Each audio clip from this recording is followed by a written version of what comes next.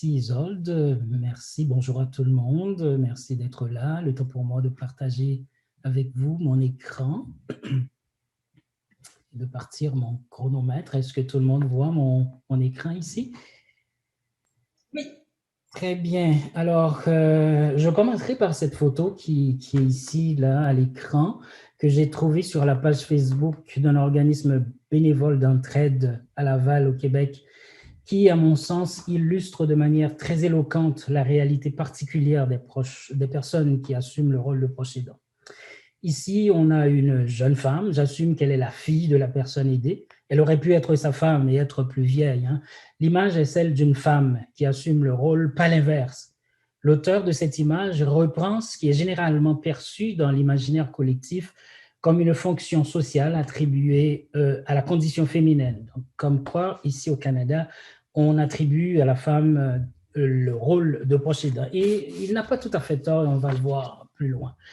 Cette femme polychrone répond au téléphone, s'occupe d'un bébé, fait les courses, s'occupe des finances, etc.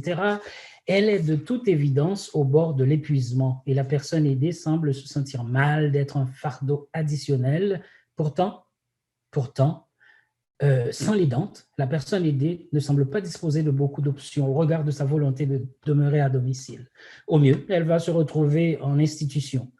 Et si dans la mise en acte de son rôle, l'aidante tombe en épuisement, un double problème se pose. De manière générale, la situation des proches aidants est préoccupante. Lorsque cette situation se double d'une condition francophone minoritaire et qu'elle se déploie dans un contexte de pandémie comme celle que nous vivons actuellement, elle appelle à une considération particulière. Une solution de bon sens consisterait à apporter à l'aidante le soutien nécessaire dont elle a besoin pour l'exercice compétent de ce rôle. Qu'en est-il? La thématique de la proche aidance s'est imposée à mon attention suite à un projet financé par le Consortium national de formation en santé, le CNFS volet Université Laurentienne. Ce projet, réalisé au cours de l'année 2019, visait à dresser un portrait de la réalité du vieillissement sur le territoire de Sudbury. Dans mes échanges avec les principaux acteurs francophones, la proche aidance s'est révélée un des enjeux majeurs reliés au vieillissement à domicile. C'est un champ de recherche qui vient prolonger mes travaux de doctorat qui ont porté sur le vieillissement en santé, dont une des composantes porte sur le soutien des réseaux primaires et secondaires.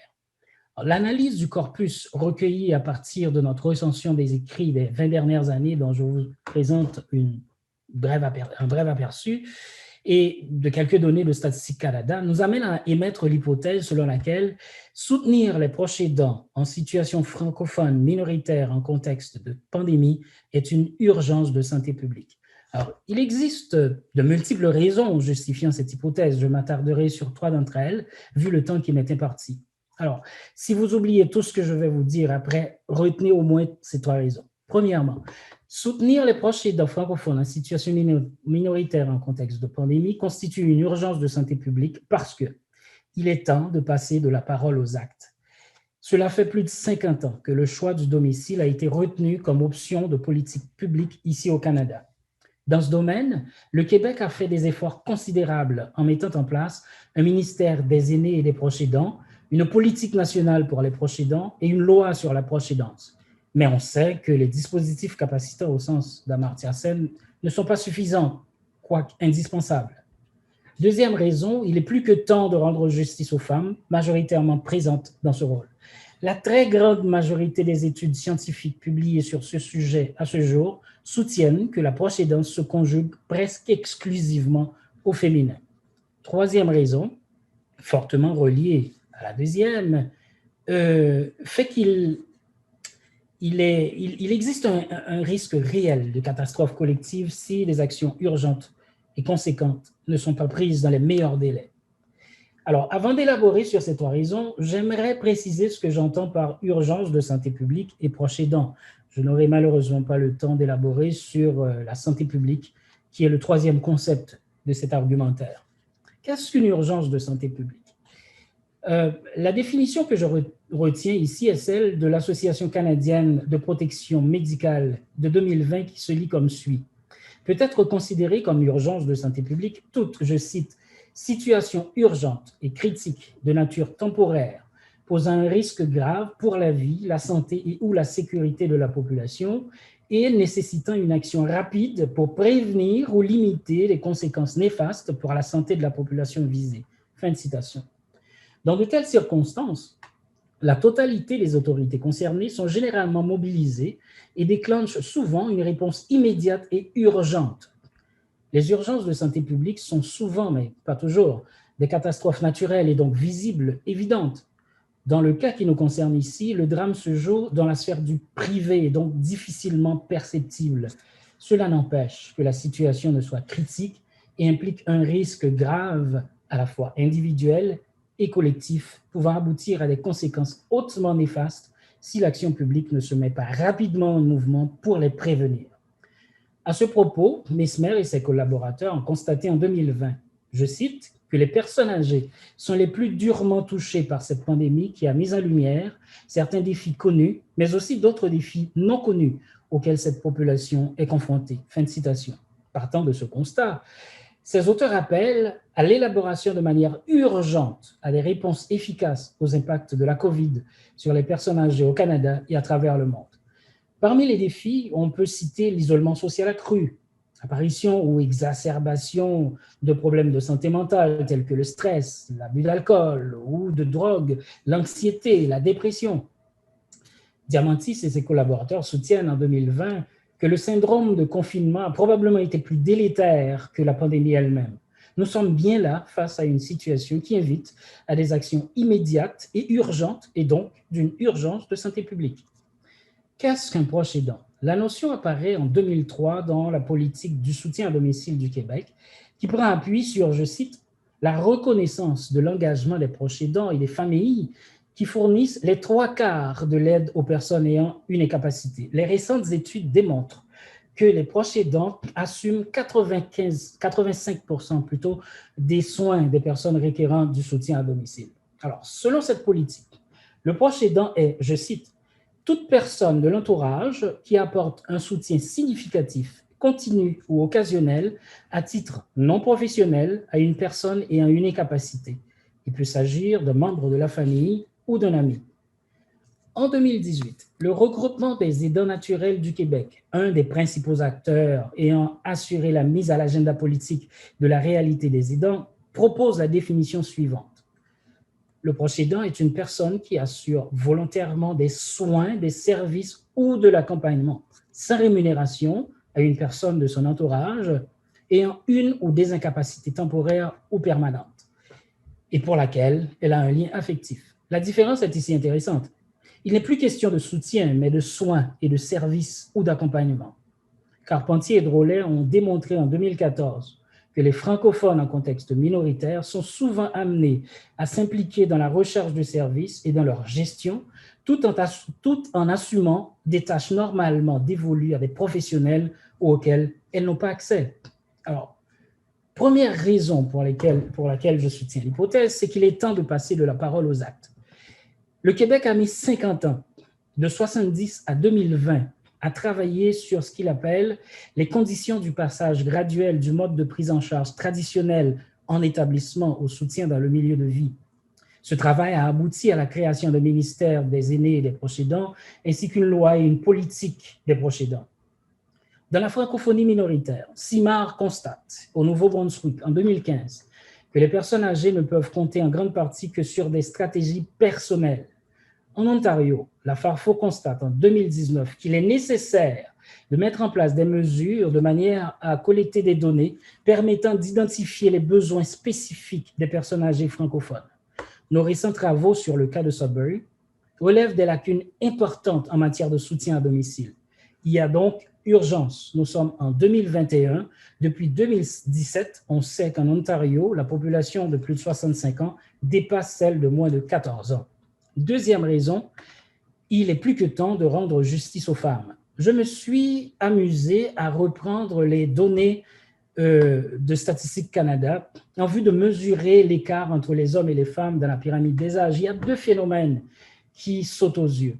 Le premier, c'est l'accélération du vieillissement d'un vieillissement à l'autre, ce qui confirme la tendance à la gérontocroissance en cours depuis plusieurs décennies. Le deuxième phénomène, c'est la féminisation impressionnante du grand âge, comme on peut le voir ici sur ce tableau.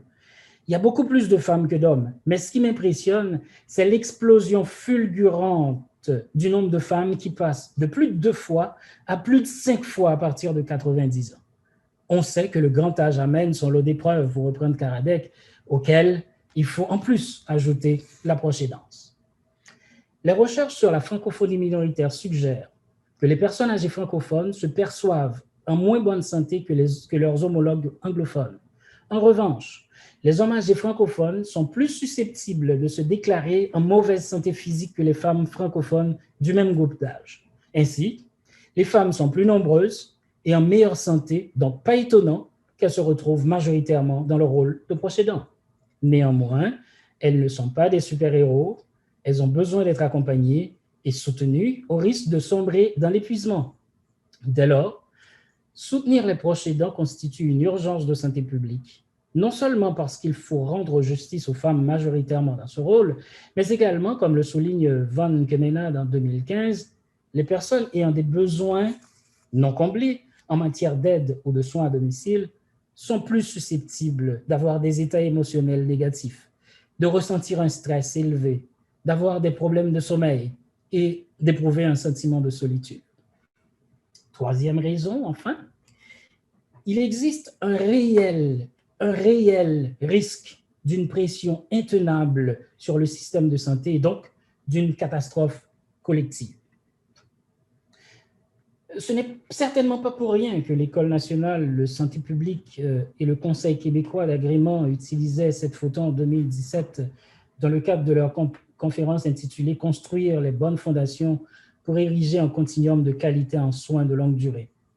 Le risque de pression insoutenable sur le système de santé par la transformation démographique en cours n'est ni une vue de l'esprit, ni une particularité québécoise. Nous venons de voir que les hommes âgés francophones se déclarent en moins bonne santé que les femmes de la même catégorie. Cela semble suggérer qu'ils sont plus nombreux à avoir recours aux services de santé tels que représentés ici sur cette image.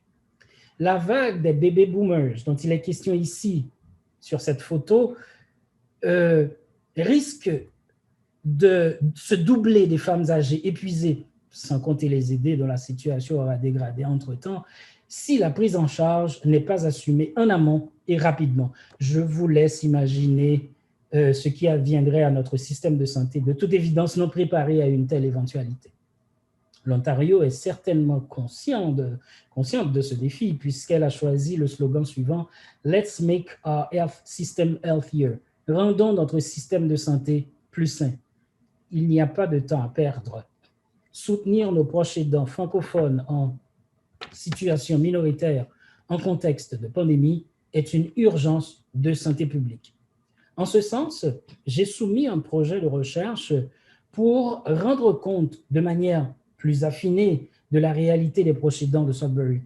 Le projet veut croiser le regard des organismes qui offrent du soutien à celui de ceux et de celles qui assument ce rôle, de manière à pouvoir, premièrement, décrire l'expérience, les stratégies et les adaptations des proches aidants au maintien à domicile en contexte de pandémie, identifier les stratégies d'appui reçues et le sens que les acteurs en donnent, comparer les stratégies selon le genre et enfin saisir l'adéquation entre les services reçus et l'expérience des personnes âgées francophones en contexte minoritaire en fond. Voilà. Je crois avoir été en avance de mon temps. Je vous remercie de votre attention. Je suis maintenant disponible pour vos questions, commentaires, et j'en profite pour remercier encore une fois ACFAS pour cet espace et en particulier Laura pour l'invitation et le soutien dans le processus. Merci, je suis à vous.